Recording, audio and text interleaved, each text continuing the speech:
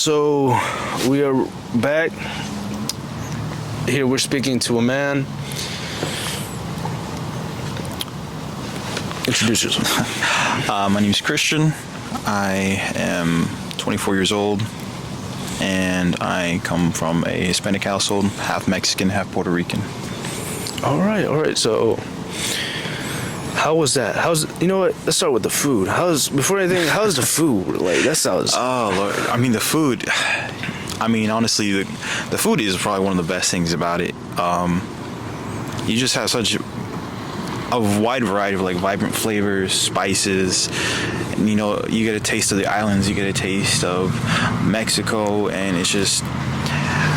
It was nice because I didn't just have, you know, limited options, you know. And, you know, my mom, even though she's Puerto Rican, you know, she strived to learn all my dad's favorite recipes from Mexico. And she definitely made it in a way where it was just so good. You can't even tell Puerto Rican made it. Oh, wow. That sounds pretty good. Yeah. Dang. And what do you guys usually drink? I mean, so one of my favorite drinks, at least like from my mom's side, like the Puerto Rican side, like they have this one called Malta. It's a malt beverage, and it typically comes in a bottle that looks like a beer bottle, and a lot of people think like you're drinking beer, but it's not. It's alcoholic. It's like non-alcoholic, but it's one of those drinks where it's like it's hard to explain the taste of it. It's got like a sweetness with like a slight bitterness to it at the end, but when you drink that thing ice cold with a hot plate, it's just nothing better than that, man. Oh, that sounds really good, man. So good. And during the holidays, we're currently in the holidays right now. Yeah. What is it? Is that more flavor added to the food? The food increases. How does it go in a household like this? I mean, it can vary.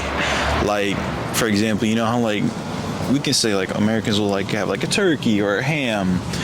Like for like my mom, what she'll do is she'll make a pernil, which is pork, and it's like they'll make it like a big aluminum tray, but it's like a Puerto Rican pulled pork almost, where you don't have like that barbecue taste to it. It's more like a salt and flavorful. Like it's got like some spices to it. They normally make it with what they call sofrito, which is like a home mixture that they make from home. Like they'll grab the fresh like vegetables and they'll make that sauce themselves, and they'll mix it with the meat, and it just brings out this really nice, you know, like flavor. Like you can taste like the garlic, you can taste the onion, you can taste the tomatoes in it, the peppers, the meat. It all comes together so well. Dude, very nutritional. Oh, That's what I'm hearing, dude. Yeah. And then, have you ever tried Indian food? I actually did recently, not too long ago. I tried some chicken curry, and it was actually really good.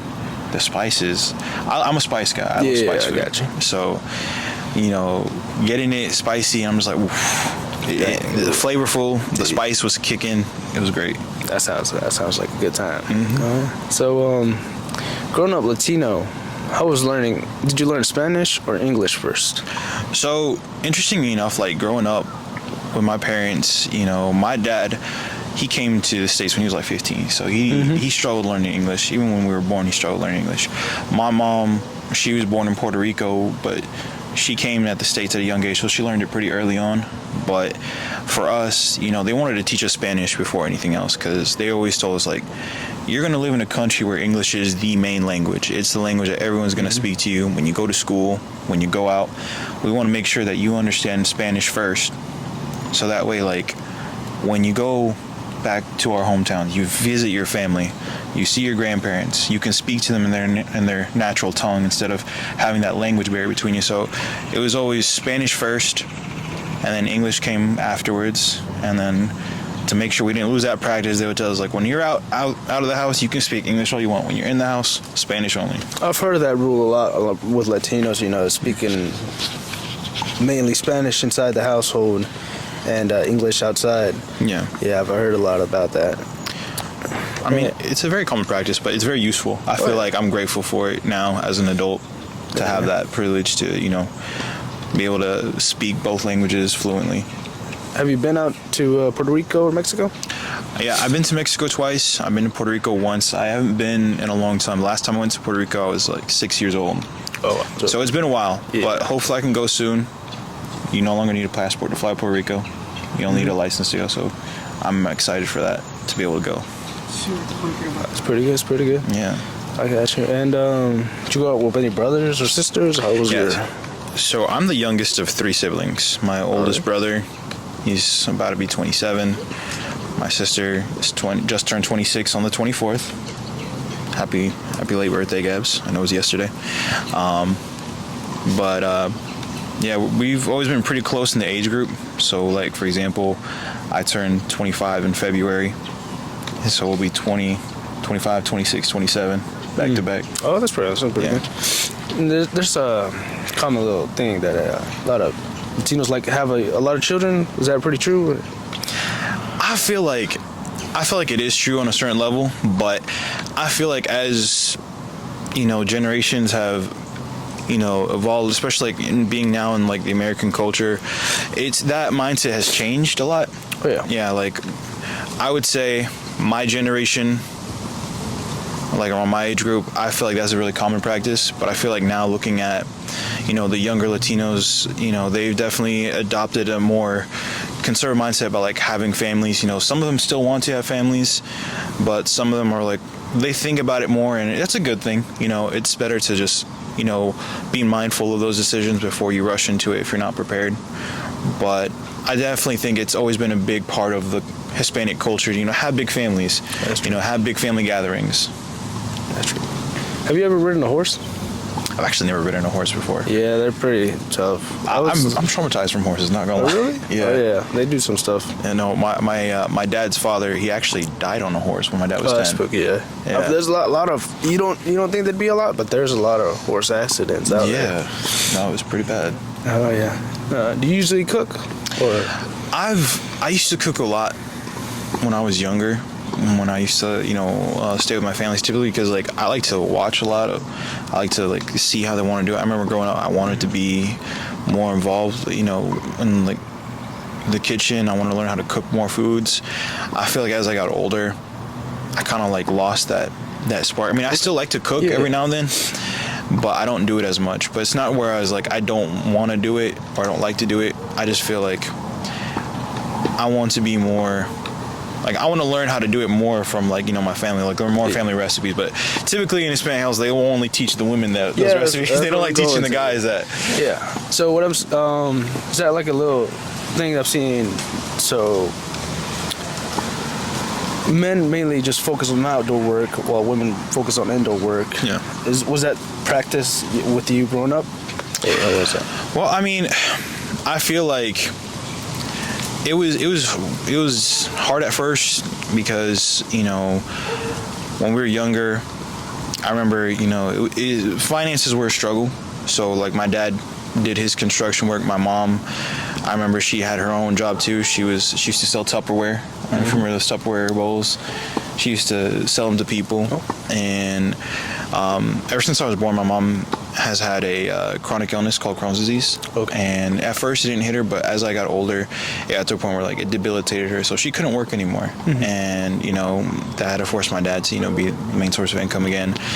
But she never really shied away from teaching my sister the responsibility of having to work hard as well. Mm-hmm. I feel like it was really balanced in that sense, and she never made us shy away from doing household chores as well. She always told us, like, I'm going to teach you guys how to wash your own clothes, how to wash dishes. I'm going to teach you how to make the basic foods, because when you're older, you're not always going to have a woman to take care of you. Yeah. And I don't want, whoever you end up with having to be your second mother. I want you to be able to, help her whenever she needs it as well. Mm-hmm. So it was really balanced in that sense, where like my mom didn't want us to have that mentality, to keep it fair between our relationships. Yes, I understand. And like you mentioned, your dad working in construction. Have you ever helped him out in doing construction? Yeah, when I was 12 years old, that's whenever I started working with my dad. Oh, yeah. And it's actually really common. And it's funny because my first time actually going with him, I think I was like maybe like 6 or 5 years old, and I accidentally got him in trouble with his boss. Oh, because what happened? He was trying to speak to us in Spanish, and I corrected him on his Spanish, and he thought I was being disrespectful. Oh, wow, damn. Oh, damn. Yeah, it was some old white dude. But he stopped taking me after that. But then, like, when I was 12, like, when I was older, he's like, all right. They put me in homeschool. I was no longer in public school. And they took that as a sign for me to help my dad because, you know, at that time, you know, we were in a bad recession at that point as well. So, like, he couldn't afford having helpers help him out. And, you know, my older brother was already helping him. And, you know, he was like, do you want to come help me out? Like, if you don't want to do it, that's fine. But, like, I need the help. So I started when I was 12. I did that for 6 years up until I was 18. So definitely a lot of practice doing the business. What we mainly focused on was like doing like cabinets for like kitchens and bathrooms. And are you currently doing that right now, or? Yeah, I actually recently started working with him again. And the past month, I went back with him. It was a nice change for me overall. Just trying to go back to my roots, and I feel like it's always good. Teaches you humble beginnings. Okay. And keep a humble mindset of like what it is that you want, what you want to do, because I feel like we take a lot of things for granted with certain jobs. Oh yeah, with everybody trying to cope over here in America, and you know, we're over here throwing away this and that. Yeah. In the cabinet business, what kind of cabinets are people getting? You know, are they getting walnut, marble cabinets? What are they getting? God, no! It's believe it or not, it's actually gone down a lot. Like, unless like these are people, because we do business like with like different types of builders, so like for like subdivisions and whatnot. And you know, my dad's he has his own business, but he also does work for a company that like makes their own cabinets. And typically, it's like the cabinets are the quality is actually pretty bad. Like, most people don't even realize how bad the quality of their own cabinets are. It's like, unless you have money to afford like walnut, oak, all that stuff, like most of your cabinets are gonna be made out of cheap plywood. It's not even real wood. Oh wow! And when it is made out of real wood, it's really expensive to actually get that done. But most of the time, that's just what like a lot of people's like cabinets are made out of, and that's why like they're like, you see like whenever it gets cold, like they can expand easily, or like when their water gets on it, you see how the wood gets damaged really easily. Normal wood won't do that. Mm-hmm. And how long are you doing this? From like what time do you wake up to what time do you head home? A lot of it varies, because what we do, we work all over the state. So it depends where our job is going to be for that day. If it's pretty far, normally by like 5:30, wake up, get ready to head out by 6. If it's not that, like, because there's different size jobs that we'll do. Some of them are small jobs, some of them are big jobs. Yeah. We try not to do too much in that sense, where it's like we don't want to like overwork ourselves too early, or because, you know, especially my father being in his older age, yes, you know, it's not the same for him. So we try to be, you know, pretty balanced with it, but also make sure we go early enough we can get back at a reasonable time. Okay, all right, see that. And do you see yourself doing this, continuing the business he has, or do you see yourself doing something else?